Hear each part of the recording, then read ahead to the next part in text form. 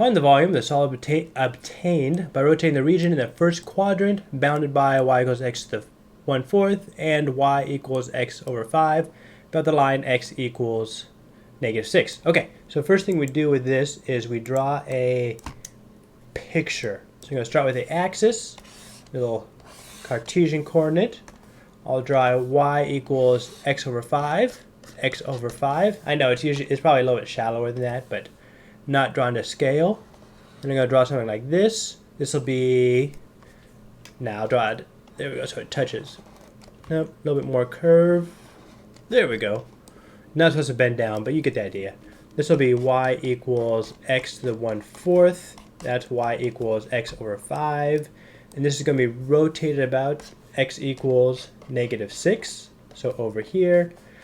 And we're going to get some sort of vase type volume here. And green. Kind of like this.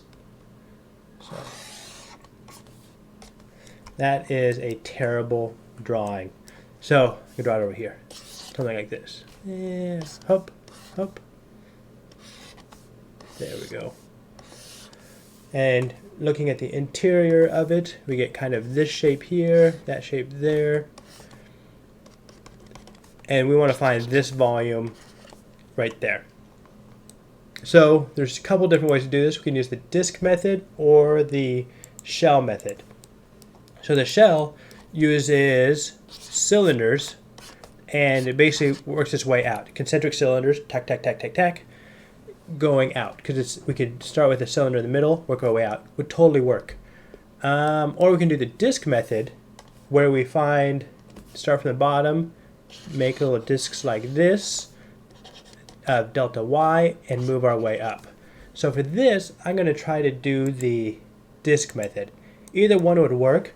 One will probably give a cleaner answer than the other one, but you never quite know. So for the disk method, we're going to start from the bottom, so it'll be here at 0. I'm going to call this y initial, and we're going to go up to y final up here.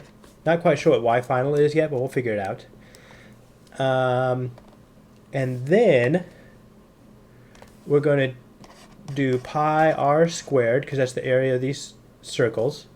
But since it's I say disk method, but this is probably actually, you're going to hear this referred to more as the washer method.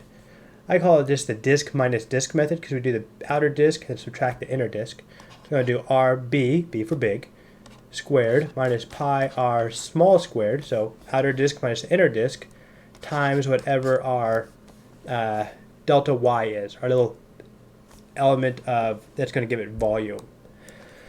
So this is what we're going to do. So we need to find some values here. So I'm going to start by finding our limits of integration. So we're going to say that y equals x to the 1/4 and y equals x over 5. I'm going to rewrite these in terms of y, just because we're going to do integrate in terms of y, so it might be easier. So y to the 4th equals x, and 5y equals x. And we want to find out where these curves intersect. So to do that, we could say that 5y equals y to the 4th. We could also do this with the x's. It would work just as well. So y cubed equals 5. So y equals 5. I'm going to call it 5 to the 1/3. So that's going to be our final point. We could also plug in 0 here, and that would work. And so those are the 2 points that they intersect. So I'm going to say that y initial, or y0, equals 0, and y final equals cube root of 5. Okay? So now we're going to do y big minus y small. So if we look at it this way, as we're integrating up, the big y is going to be this x over 5 line, and the small radius is going to be this x to the 1/4. But we want to look at them in terms of y, so we're going to use these values right here. So we're going to do this one minus that one. So r big is 5y, and r small equals y to the fourth.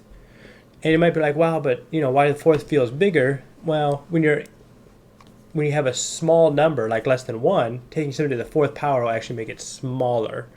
So don't let the big exponent intimidate you.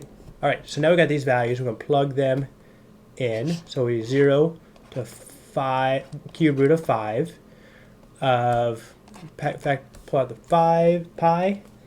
And now we're going to do RB squared. So RB is that. So it's going to be 25y squared minus y to the fourth. But we're going to square that. So it'll be y to the eighth. And then delta y, in this case, is going to be the same as dy. So dy. There we go. So now this looks pretty straightforward.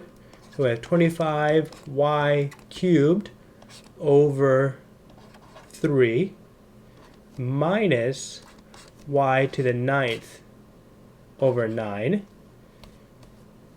multiplied by pi and evaluated from 0 to 5 1/3.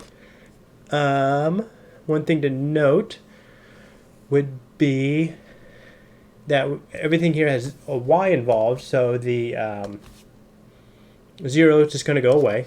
I know, crossing out 0 to make 0, not adding a lot of value, but you understand what I mean.